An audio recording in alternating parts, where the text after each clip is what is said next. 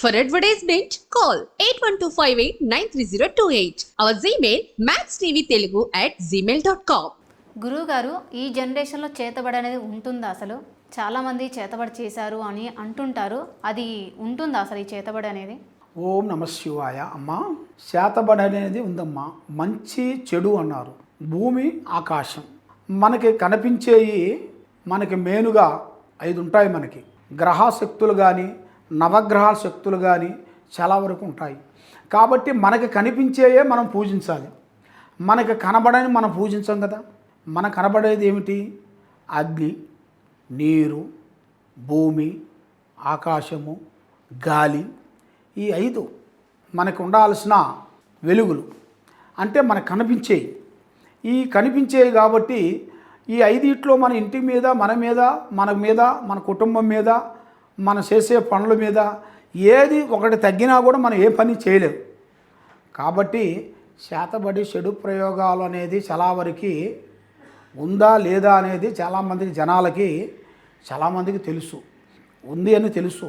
కాబట్టి అది ఎలా ఉంటుంది, అది ఎక్కడ చేస్తారు, అది ఎట్లా చేస్తారు, ఎవరు చేస్తారు, ఎవరి వల్ల అవుతుంది, మరి అది చేసిన వాళ్ళు మరి దాన్ని మనం ఏమన్నా తొలగించుకోవచ్చా, మరి అది ఖచ్చితంగా ఉందా లేదా అనేది చాలామందికి డౌట్ ఉంది. కాబట్టి చేతబడి అనేది ఉంది, లేకుండా ఏది లేదు. కాబట్టి మనిషి ఉన్నంత వరకు మనిషి మనకి చనిపోయిన తర్వాత ఆ మనిషిని ఏమంటారు? మనిషి దెయ్యమయ్యాడు అంటాడు. మరి ఆ రూపం మనకు ఎలా కనబడుతుంది?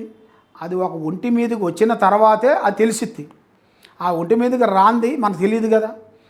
ఆ విధంగా ఈ చేతబడి ఎంత నిజమో మనం దాన్ని నమ్మటం కూడా అంతే నిజం.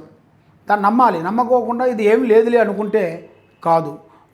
ఒక స్థాయిగా ఎదిగిన వాళ్ళు కూడా కొన్ని ప్రయోగాల వల్ల చాలా వరకు సతమతమై పడిపోతుంటారు.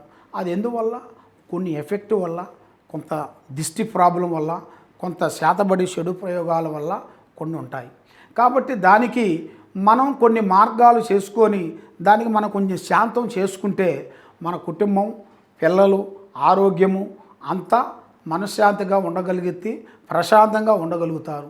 కాబట్టి మనిషికి మెయిన్గా ఉండాల్సింది ధైర్యశక్తి. ఆ ధైర్యశక్తి లేనిది మనం ఏ పని చేయలేము. మనం ఒక పని చేయాలన్నా, ఏదన్నా ఎక్కడికి వెళ్ళాలన్నా కూడా మనకి మనిషికి మెయిన్గా ఆ ధైర్యశక్తి లేనిది మనం ఏం చేయలేము. ఆ ధైర్యశక్తి మనకు ఉండాలంటే దైవ అనుగ్రహం కూడా మన మీద ఉండాలి. ఆ దైవ అనుగ్రహం కూడా మన మీద ఉన్నప్పుడే మనం ముందుగా వెళ్తుంటాం. ఆ దైవశక్తి లేనిది మనం ముందు అడుగు వేయలేము. ఇవాళ కాదులే అనుకుంటాం. మంచి పనికి పోయేటప్పుడు కూడా ఇవాళ వద్దులే అనుకుంటాం. కాబట్టి ఆ రోజు మనకు మంచి జరిగిద్ది.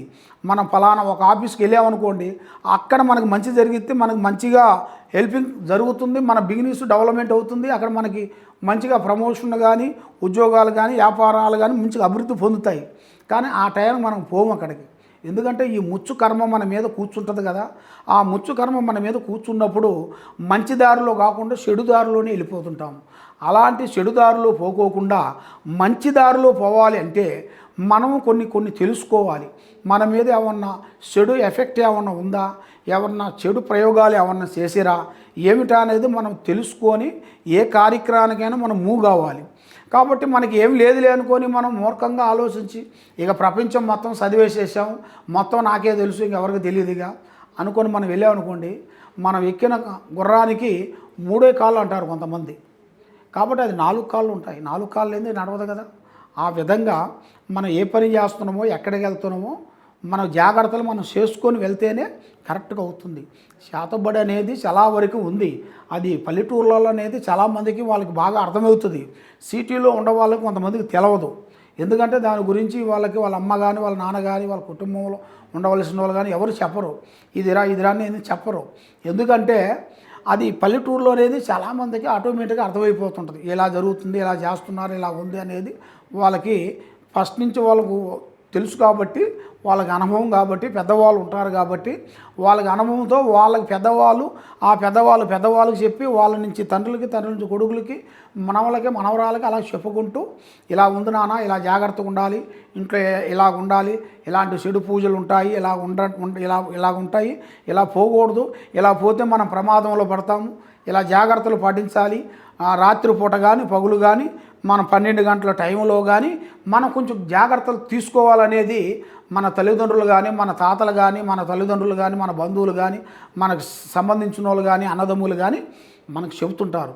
అది మనం తెలుసుకొని పోవటం చాలా మంచిది. దాన్ని మనం తెలియకోకుండా మూర్ఖంగా ఏం కాదు అని పోతే దాంట్లో దెబ్బ తగిలిన తర్వాతే మనకు అర్థమవుతుంది. దాన్ని తగిలిన తర్వాతే కదా అమ్మ మనం కాలికి దెబ్బ తగిలితే కదా మనం కట్టు కట్టేది. ఎలా కడతాం కట్టు? దెబ్బ తగలని కట్టు కట్టం కదా. అలాగా పుండొక దుక్కు నుంచుకొని మందొక దుక్కును రాస్తే మాందు. కాబట్టి ప్రాబ్లం ఎక్కడ ఉందో దాన్ని జాగ్రత్త పడితేనే మనకి మంచి జరుగుతుంది. ఓం నమః శివాయ. చూస్తారు కదా, గురువుగారు చాలా చక్కగా మన సందేహాలన్నిటికీ వివరించారు. అలాగే మరిన్ని సందేహాల కోసం నెక్స్ట్ వీడియోలో మీ ముందుంటా. ఇంకా మీకు ఏమైనా సందేహాలు ఉంటే కనుక స్క్రీన్ మీద ఉన్న నెంబర్కి కాల్ చేసి గురువుగారిని సంప్రదించండి. నమస్కారం.